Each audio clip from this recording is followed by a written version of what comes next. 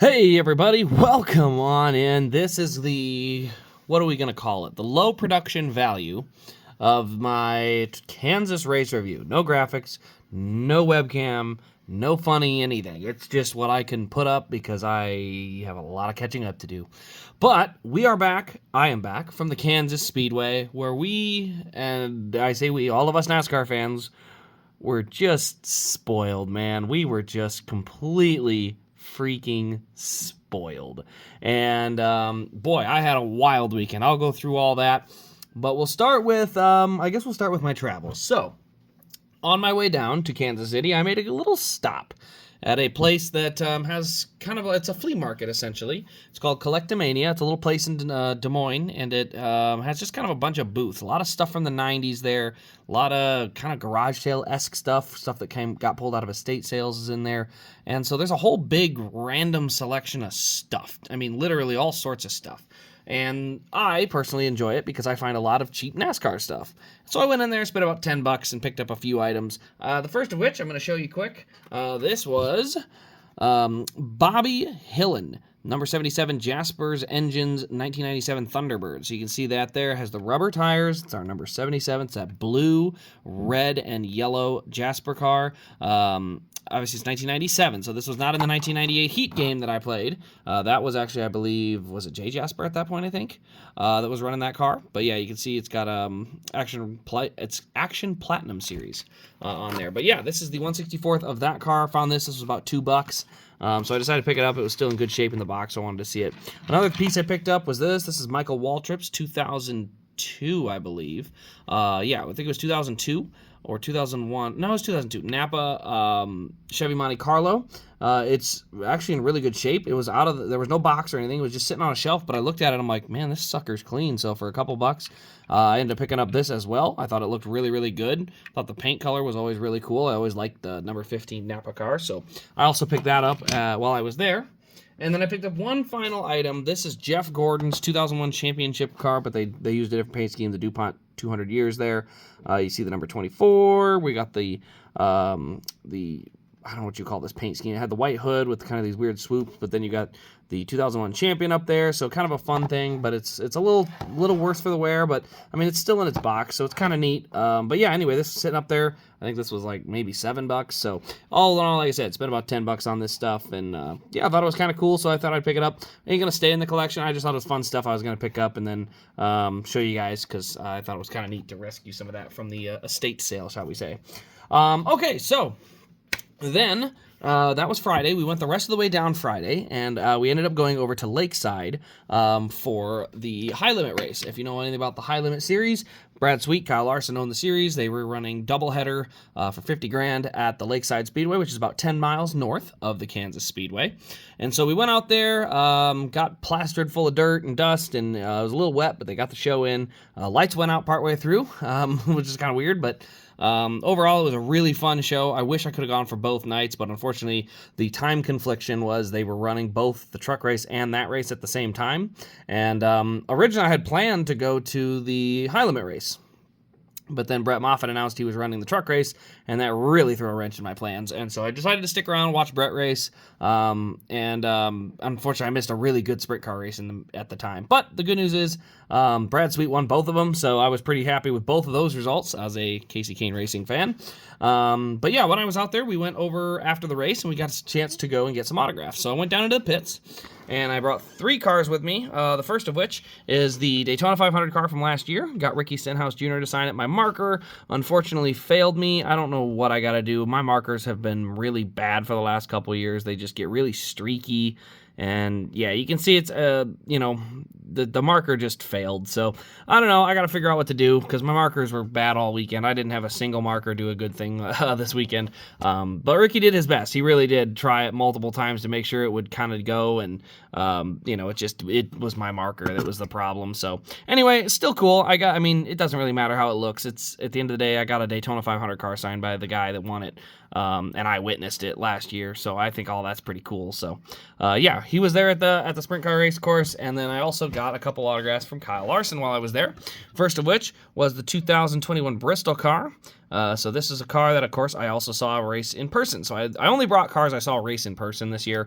Didn't want to bring a bunch of stuff down. But there you see my marker again, just did okay, but a little streaky, a little smudgy. Is what it is. I couldn't fix it. So yeah, my marker struggled. But I also brought a second Kyle Larson car, and that was because I also saw him win in 2021 at the Kansas Speedway. And the reason I find this all kind of ironic is because last year I had Denny Hamlin sign a Kansas and Bristol car from 2019 for me, and he happened to win the Kansas race that coming day. And Kyle Larson signed a Bristol and a Kansas win from 2021, and he managed to win the Kansas race. So, just saying, next year, or maybe next year, when I get my Denny Hamlin Kansas and Bristol win from last year signed, it might be Denny Hamlin's Kansas win again. But anyway, kind of funny, but yeah. So I got 2 Kyle Larson cars signed. Like I said, the marker didn't do a very good job, but is what it is. I ain't too disappointed because I still got it signed by arguably the greatest race car driver on the planet right now. And, it's my own personal collection, so I don't really care if it looks perfect or not. I got the cars I want. I got the stuff I want. So, but anyway, so we got those signed at the dirt track, and then we went over to Saturday, and we went to just the truck race. We didn't go to any of the practice or qualifying or anything. Spent all day hanging out with family, and actually, I guess I could say what else I did Saturday, because before I went to the racetrack, I had a couple of shall we say, projects in the works for quite a while now. Did take a bit to get done, but they are officially done now, and I picked them up while I was down there in Kansas. And these 2 projects happen to be a pair of custom diecasts. The first of which, right here, you can see the O2 of Brett Moffitt. Now, this was just mostly for me testing to see kind of the quality of a new guy, and so I wanted to see kind of what it looked like. The decal quality, honestly, was really pretty impressive. I like the way the decals came out. The O2 looks pretty good. The windshields look pretty good. But yeah, so I picked this up on Saturday. You can see the FR8 auctions there. It's got the decals on the side. I mean, it's a good-looking car. And the reason I got this one specifically, he ran this at Bristol in 2021, I want to say.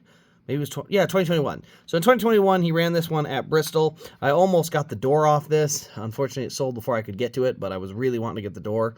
It was for sale at one point, and I just didn't quite get it. So yeah, I had this one. Like I said, got a couple of donor cars that were just sitting around. I wanted to have them made into something. So we tried it, and yeah, it looked pretty good. So that was the first of the 2 cars. Now I'll get the other one out. So those 2 will both be getting added to the Brett Moffitt, I guess, stack, if you will. And then the other one is another car I got to see race in 2021. And I'm going to set the box over here really quick so that I don't drop it. There we go. And the second one is going to be very similar to the truck he ran, but it's the O2 for the Destiny Homes Concrete Supply one.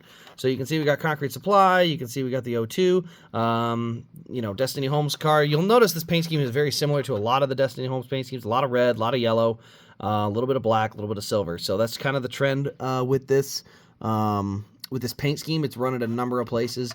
Like I said, it's been in the works for a while. You can see it struggled a little bit in this back corner decaling wise, but hey, it still looks pretty good. I'm pretty happy with it. So, but yeah, the Destiny Homes car, they both look pretty good, and especially from a distance. Obviously, I am right up on this thing, so you're going to see every little defect. But if you can tell, if you back this sucker up to about here, it doesn't look bad at all. This looks perfectly fine. So that's the thing, is you got to remember when you're looking at it really, really close, it's very easy to nitpick, but once you back it up, it looks pretty good. So anyway, I picked up a couple of those, and then we went over to the truck race. Truck race was a little dull. I think the trucks really do need a little bit more power. I think they're just a little short on power right now, and I think it really hurts the racing for them, because without that extra, and I say power, I'm talking a very small amount, but it needs to be enough that they can lift just a little bit, so you can allow the better cars and trucks to have a chance to really stick with the cars around them. I think the other thing is they just, depending on whose tires wore out, you saw Corey Heim really just kind of get away after the pit stop and just stay away. There was really no other competition. So yeah, overall, Truck race was solid. Brett came home 5th. Caden Honeycutt had a great race. I think he came home either 3rd or 4th, but overall, really a solid show. You know, the trucks have always been solid at Kansas. It's never a barn burner at Kansas. It's always usually pretty close. So, good races for that. And then, then we move on to Sunday. So Sunday, went over to the racetrack, picked up the official event pin for this year. So you can see the Advent Health 400 at Kansas, May 5th, 2024. By no means is this my favorite event pin so far. I actually think this is one of the worst. It's an all flat pin, so it's one solid piece. Graphically, it doesn't look very bad. It's nice and colorful, has some cool stuff. The car is a little weird. I don't really know why they had to have the car as part of the race logo. I tend to be a fan of ones like this. This is Chase Elliott's Texas win. Oops, it's upside down. But this is the one that won at Texas. And you see the logo of the race, and then the dates in chrome behind it. It's kind of got dual layer. Just kind of has some shape to it. You can see behind it. I don't know if that's a tire or if a steering wheel. But, you know, they've kind of got something with it. So, yeah, a little weird on the graphic, in my opinion. There was a really cool event hat that had the Advent Health 400 logo in, like, a really shiny foil chrome-looking thing, which looked really, really cool. So, anyway, I picked my pin up, so I have that. Looks like I might be picking 2 of them up. I'll explain why here in a minute. And then one thing I did before pre-race, I went to the tweet up, got a chance to talk to probably everybody's favorite NASCAR YouTuber, Eric Estep. So I had a conversation with him, and then also had a conversation I think I asked Jeff Gluck Bob. I talked to Bob because I saw Bob at Lakeside on Friday night. And so had a quick little conversation with Bob and then had a conversation with Eric Estep and then went back over and was able to get a Michael McDowell IndyCar or Indy Race Win signed. And again, you can see my marker kind of failed. McDowell, I would give all the credit. Michael tried to get the thing to work. He literally tried like 5 times and it just wasn't working. And this is a whole different marker. I got a whole different marker for Sunday, and it still did this. So I don't know. I'm going to need somebody to give me some tips because I've had just really bad marker luck the last couple years. But anyway, he again, tried his best. I can't fault him at all. It looks fine. It's got the number 34 on there and the signature, so it's perfect. It's exactly what I want. Everything's fine. And I haven't even reviewed this car yet, so this is kind of cool that I actually got it signed before I got it reviewed because of just the timing of it. This might be the fastest I've ever bought a car and gotten it signed. The only one that might beat this is the Ryan Blaney Roval car because I think it came in on Friday and then I said, oh, okay, slapped it in the car and had it signed the next day. So that one might be the fastest I've ever had signed, but this is probably second.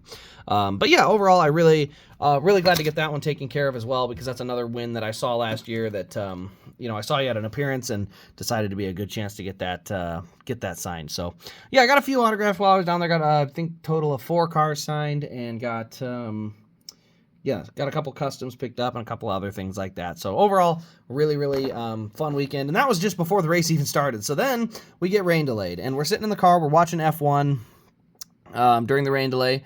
And we're also talking to my sister, who is recently engaged. So congratulations there for that. They got engaged on Friday night, but call was on Sunday during the race. And so, because I think they were delayed waiting on a plane, so kind of killing some time for them. But then, the race gets going. It was going to be late, and I was really jacked up. I knew this was going to be a fun race. The minute this thing got delayed and was going to finish under the lights, I knew we were in for a treat. Kansas, I don't know what it is. I don't know why. But the lights at Kansas make the drivers drive differently. They just do. The day races, which have typically been in the fall, the playoffs, the intensity's always up. And it does race well. It's not like the playoff races are bad races. But the night races, something's different. 2018, 2019, 2017, just all of them. If you think about it, Kansas night races have typically had some of the wildest accidents. And it's not like crashes are a good thing, but it does tell you that the drivers are just doing different things. Priest flipped the one year, or almost flipped. Obviously, Eric Almirola got hurt the one year. That was 2017. 2018, there was a big pile up on a late race restart. And the finishes. I mean, Brad Keselowski winning on a green-white checker. Kevin Harvick coming from behind to pass Truex coming to the white flag in 2018. And then after that, we lost it. After COVID, we have yet to get our Saturday night race in Kansas back. And I'm telling you guys, I know NASCAR says ratings are this, yeah, whatever. Here's what I'm going to say. Kansas can be the one Saturday night race in the spring. Because at this point, people have seen Kansas puts on this good a racing. It's a must-see. They will get to the TV. And this is where NASCAR failed in the TV broadcast side, but put it on Big Fox. I mean, I'm sorry, Saturday night primetime Big Fox. Get that race on primetime Big Fox, NASCAR. You need this race on Big Fox. This race was too good to be stifled by being stuck on cable. It was. It's too bad that so many people didn't get to see this race. And just because there was a cable barrier. And I know what everyone's going to say, oh, well, if you really care, you get cable. Yeah, but that's not how you capture new fans. You don't capture new fans by telling them they have to go buy something. You capture them by saying, hey, guys, what do you think of this? I'm going to put it right in your face. What do you think? And I'm telling you, Kansas, it deserves to have that Saturday night race back because, man, it just works. And if they had to go Sunday night, I wouldn't be disappointed. Iowa's doing a Sunday night later this year. I just think Sunday nights are tough on fans because if you're camping, you have to then officially take Monday off because you're not going to get back in time to go to your job or get your camper pulled out. Where the Saturday night races are fantastic because Sunday you have all day to get back home. It's one of the most relaxing ways to have a race weekend, and I think the attendance would be very, very high at Kansas if they brought the Saturday night race back because I think that really is a treat for fans to have a whole Sunday to travel back home and get ready to go back to work that next week. So I'm calling that for NASCAR. Please bring back that race. I mean, this today or yesterday, whatever, actually it's 2 days already, but you get my point. The racing was that good. The lights do something to these drivers, and sitting around all day waiting for the race to start, and then once it finally starts, oh man, do they go after it. And so yeah, that was that's my little plea there. Now we're going to go into the next part. So stage one was fantastic. Battle for the lead, pit stop sequence, then more battling for the lead. And by battling, I mean battling, crossovers, we have slide jobs, we have just a very, very fun battle for the lead with Ross and Larson and Hamlin. And it was just a blast, man. Great racing. I unfortunately didn't get to see the end of the stage. I will get into that here in a minute. So I missed the end of the stage one and the start of stage two. And so then we go in. Stage two was really good. I didn't understand. I missed the fact that Chris Buescher had taken 2 tires, so I didn't quite understand how he got out front. I thought Larson may have just had a bad stop. But now I understand why and how he got out front and kind of built up that gap. And so stage two is a little less eventful, I think, than stage one, but still some great racing all throughout the pack. So still a very fun stage for the racing side of it. I just think it was a little less eventful, especially coming down to the end of the stage. But Noah and Chase had a great battle for 10th, and I thought that was fun because I was watching that battle because I'm a Noah and Chase guy, so I was kind of happy either way, and just that was a fun one to watch. And then stage 3 gets off to a little bit of a hiccup, a lot of cautions early, and then it stretches out. And we get a fuel mileage race that turns into a green-white checker due to a caution. I mean, that race could have finished the old-fashioned way without the green-white checker, and you would have still had a great race between Denny Hamlin and Martin Truex Jr. Brad Keselowski was another guy that was coming on tires. So I just thought it was cool that, the guys that had saved their tires were really getting up to the front, and they were moving there quickly. And so I thought that was just really, really cool. And then... then you have a caution because Kyle Busch ends up spinning it out. And once Kyle spins out, all the crazy strategies get brought out. A lot of 2 tires. I thought 2 tires was the right call. Truex made the 4 tires kind of work, but I still think 2 tires was the winning strategy. But then we go to our restart. Obviously, everyone has probably seen the restart. I'll probably attach the clip in this video if it hasn't already been in there. But wow, what a finish. Kyle Larson sends it in there on the high side, brings it around. At first, we thought it was Chris Buescher. I thought it was Chris Buescher. The pylon said Chris Buescher. And then we find out it's Kyle Larson just by seeing him do the burnouts. And it was crazy. We couldn't even tell at the track. They tried to show us the replay of the picture of the finish. We couldn't tell. The screens were so far away. We didn't know what we were looking at. So it was cool to just not know and just to be super excited that we saw such a great race. And so then I saw the picture of it, and I knew it had been the closest race in NASCAR history because I knew the fact that I couldn't tell on the picture meant that thing was really, really close. And so, just nothing but pure excitement. Kyle Larson ends up winning. They're going to make the Kyle Larson and the Chris Buescher diecast for this weekend, so going to be really cool. I'm going to obviously pick both of those up and add them to my the races I've been to in-person collection, so that'll be added in there as well. But yeah, I'm pumped, man. What a race. Not just a good race though. What a great race weekend. What a treat, man. I'm just so thankful that I got to see that. And then, so the last piece of this, yeah, I said I missed the end of stage 2. So funny story. I was staying with my cousin, hanging with him a lot, and he ends up going to a hospital for a mistake, a boo-boo, and it was pretty bad. So I get out of there just in case it was worse than expected, because it was really uncertain. And so I leave the track, I get behind a trailer where I can hear, and I make a phone call. He was in not necessarily great shape. He was still in an ambulance, but they not an emergency or anything. They thought everything's solid, good. But I say good. They stable, good. They're pretty confident, or that's the way I had heard it. So we went back in, watched the rest of the race, and then went to a hospital after the race, and then went back and slept and kind of took it easy on Monday on the way back. So that's why this video is coming out on a Tuesday. It was a busy, wild, exhausting, but exciting weekend. A lot of emotion all over the board. Everything from, like I said, excitement of the race to a lot of worry, then a little less worry, back to the excitement, and then a little more worry, and just, oh my gosh, all over the board. But man, I can't help but just smile ear to ear that I got to be a part of that. That was so darn cool. So anyway, guys, that's really all there is to show. I'll go through a couple quick things that I noticed about the race after looking at the results and stuff. Noah Gragson showing out again, top Stewart-Haas car on at least a mile and a half, and it looks like a lot of the ovals on speed. So it looks like we're gonna, I think I said he had to win to get in. I'm going to resent that, or pull that back. I think he has a shot to make it on points. Now, he is going to have to score the points. He can't fall back and fade late in races and not collect his stage points when he has a shot to. He's going to have to, really get after it and try to keep that. But he was impressive. Michael McDowell recovered from multiple spins. Kyle Busch recovered from a spin. Denny Hamlin recovered from just bad pit stops all day. Chris Buescher from a pit penalty. Just a lot of overcoming adversity. And then, like I said, Kyle Larson putting on a show. It's going to be hard not to just become a Kyle Larson fan. He races on the dirt. He's going to race in the Indy 500. He's a true racer, and it's going to be hard not to just gravitate that direction because obviously I've been a Chase Elliott fan, but man, it's like he races, but he doesn't race all the time like that. He doesn't race sprint cars all the time. He doesn't then turn around and run an IndyCar. He doesn't, he branches out a little bit, or at least did a couple years ago, but we haven't seen near that level of branch out from Chase last few years where Kyle's still running everything. He'll run the late model. He'll run the late model on asphalt, the dirt late model, the sprint car, the Indy car, the champ car, the midget. Like, he'll run every car out there. And there's just something so cool about a driver that can go out and win in all these different disciplines of motorsports. So anyway, guys, that'll pretty much wrap up the review of the weekend. Let me know your guys' thoughts. Like a little discombobulated, no graphics or anything, but don't worry, we'll be back next year with a good solid race review with proper technology. So anyway, guys, thanks for watching. This has been Race Craze. We'll see you in the next one.